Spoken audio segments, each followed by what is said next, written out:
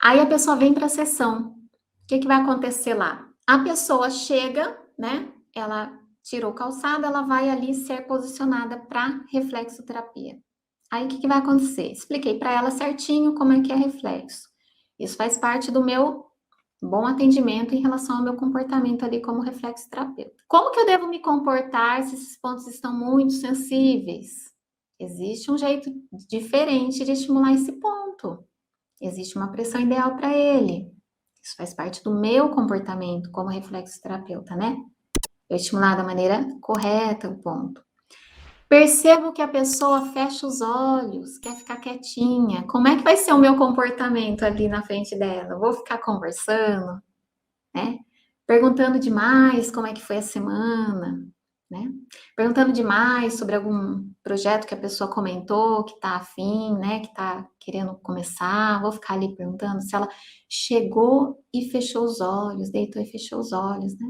Então faz parte do meu comportamento perceber, observar se essa pessoa, ela quer conversar hoje ou não. Às vezes é uma pessoa que gosta de conversar durante a sessão, mas naquele momento ela não quer, né? E aí, gente, uma dica, né? Percebo que a pessoa, ela tá muito esgotada, os pontos reflexos de esgotamento mental estão muito sensíveis ao toque, então tá tendo muita necessidade desses pontos reflexos, né, desse esgotamento, ela tá esgotada e tá tendo necessidade de trabalhar esse esgotamento, então eu já sei que eu vou falar menos nessa sessão, né, porque ela já tá com a cabeça cheia, ela tá sobrecarregada. E aí eu vou prestando atenção também, porque se eu fico muito quieta com todo mundo, pode parecer que eu não sou, não demonstro empatia. Então, tudo isso faz parte do comportamento do reflexoterapeuta, né? Então, como é que ele tem que se posicionar ali na frente do seu paciente? Ele vai ter que desenvolver a observação, gente.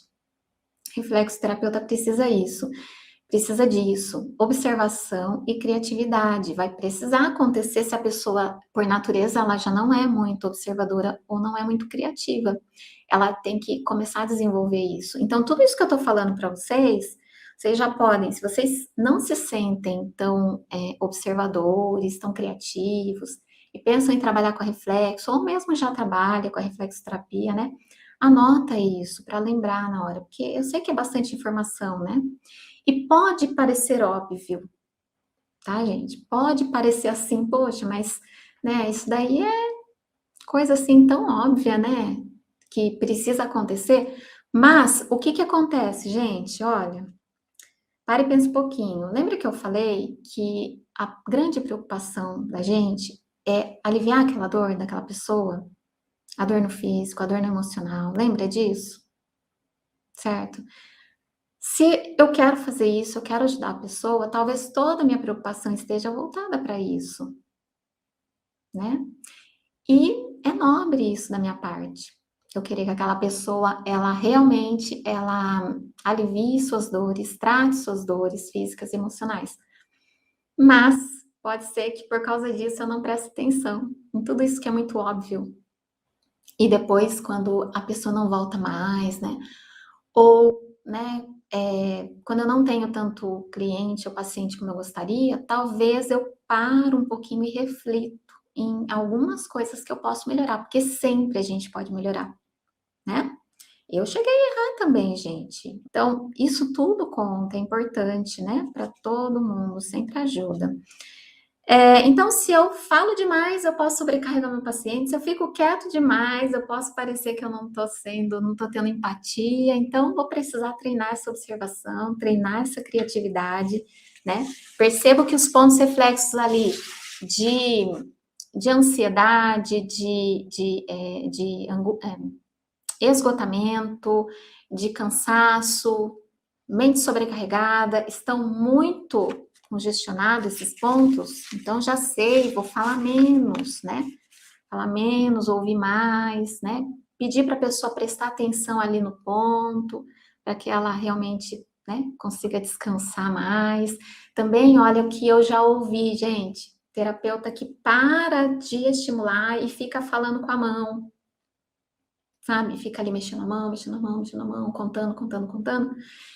E aí a pessoa, ela fica incomodada. E alguns já chegaram a comentar comigo: "Ah, eu fui fazer uma sessão, né, em tal lugar, e eu não gostei de uma situação e eu achei, perdi a motivação de continuar por causa disso, né? Se estendia muito, eu sentia que a expressão que ela usou foi assim: eu senti que a sessão rendeu pouco.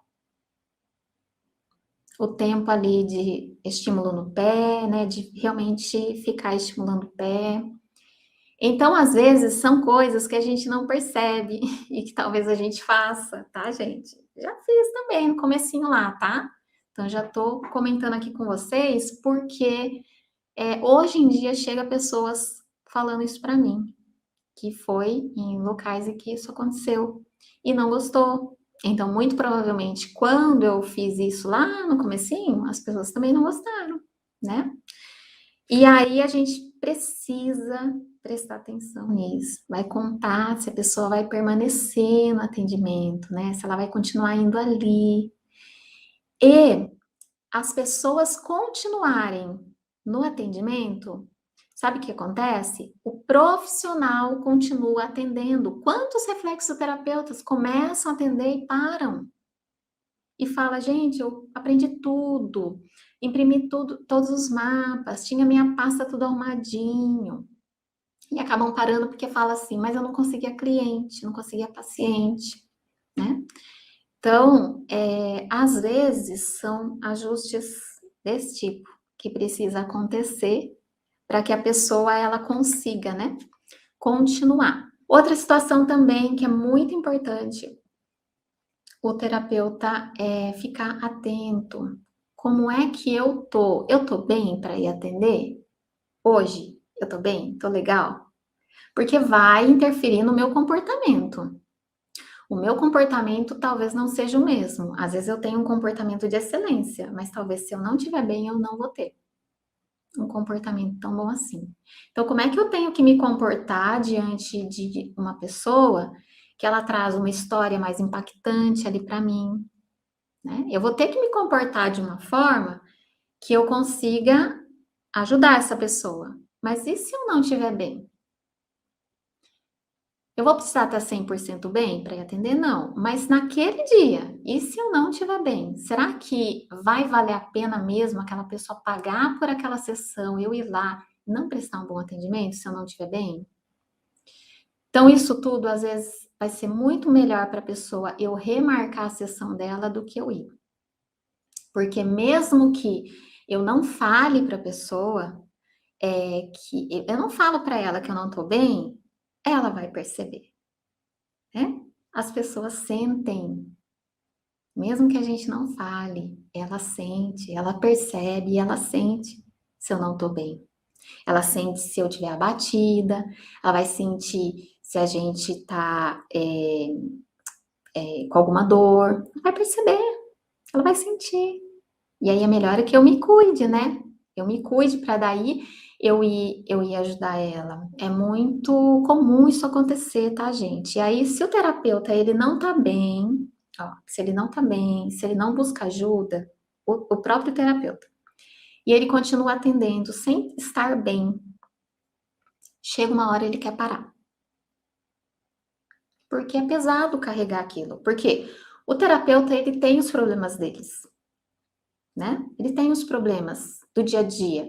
Ele tem os conflitos do dia a dia a diferença é que o terapeuta estudou formas de resolver conflitos, mas isso não significa que ele não tenha situação difícil que ele passa no dia a dia e com a família.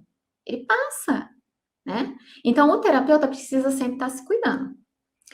E aí, por que ele precisa estar sempre se cuidando? Porque além do que ele carrega, ou ela, né, carrega em si mesmo, carrega dos outros, né? Pega a carga do outro ali para ajudar, não é? Pega para ajudar.